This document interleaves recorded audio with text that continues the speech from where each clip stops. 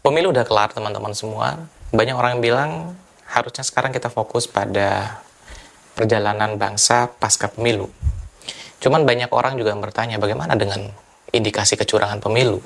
Kita bisa melihat di banyak sekali platform media yang viral, video, dan lain sebagainya sudah ada kertas yang bahkan sudah tercoblos. Atau yang bahkan lebih mengerikan adalah salah input.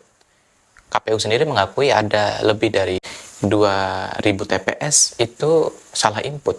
Ini sih sesuatu hal yang menurut saya perlu untuk dilihat kembali. Jangan sampai indikasi kecurangan semakin menguat di permukaan. Kita menginginkan bahwa pemilu itu semakin baik. Apalagi kita tahu bahwa banyak sekali anggota KPPS yang akhirnya jatuh sakit. Bahkan ada beberapa yang meninggal dunia. Nggak bisa kita lupakan di tahun 2019 misalkan. Pemilu tahun 2019, 500 lebih anggota KPPS meninggal dunia.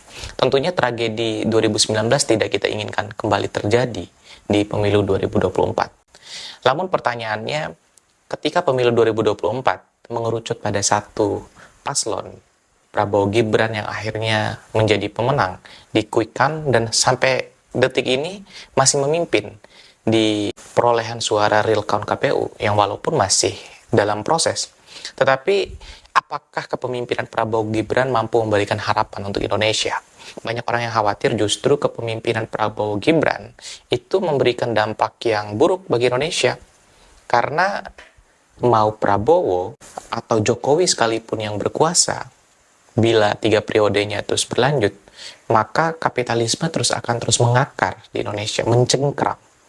Saya sih agak rindu dengan statement Prabowo tahun 2014 atau di pemilu-pemilu sebelumnya yang selalu berkata bahwa kita harus berdiri di atas kaki sendiri.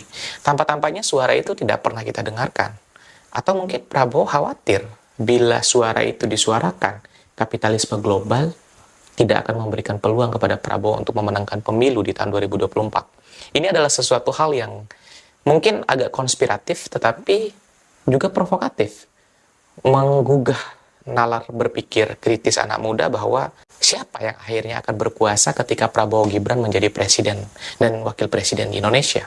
Apakah benar rakyat yang berdaulat atau justru yang berdaulat itu adalah kapital? Kapitalisme global tentunya. Apakah Cina atau Amerika? Kita masih ingin melihat bagaimana kepemimpinan yang akan dibangun oleh Prabowo Gibran di 5 tahun yang akan datang. Tetapi, coba bayangkan beberapa program yang kemudian muncul sebagai gagasan dari pasangan Prabowo Gibran. Hilirisasi misalkan. Kalau menurut saya, masalah bangsa kita bukan terletak di hilir, tapi persoalan bangsa kita tuh ada di hulu. Ada tidak calon presiden, atau anggap saja Prabowo Gibran, yang akan memimpin Indonesia 5 tahun yang akan datang, bicara tentang persoalan hulu bangsa kita. Apa persoalan hulunya? Persoalan hulu bangsa kita adalah investasi atau industrialisasi itu dikelola oleh investor, oleh asing. Kita menginginkan persoalan hulu ini diselesaikan dengan industrialisasi nasional yang mandiri. Statement itu pernah digaungkan oleh Prabowo di pemilu-pemilu sebelumnya, tapi itu menjadi sandungan beliau untuk menjadi presiden Indonesia karena akan bertabrakan langsung dengan kepentingan kapitalisme. Bagaimana dengan program-program yang lain? Gagasan makan siang gratis? Kalau di era kapitalisme rasa-rasanya makan siang gratis itu tidak rasional, karena Adam Smith pun pernah berkata bahwa dalam dunia yang kapital tidak ada itu makan siang gratis.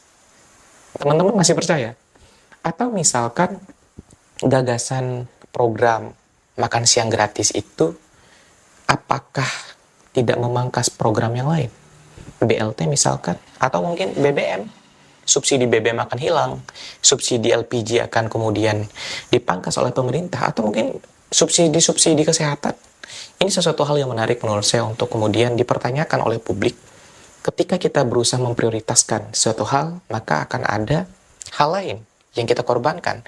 Ketika kita memprioritaskan makan siang gratis, maka ada hal lain yang akan dikorbankan.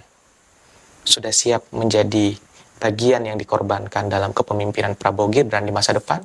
Kalau teman-teman nggak siap, come on, kawal. Selalu menjadi oposisi dan kritis kepada siapapun yang berkuasa.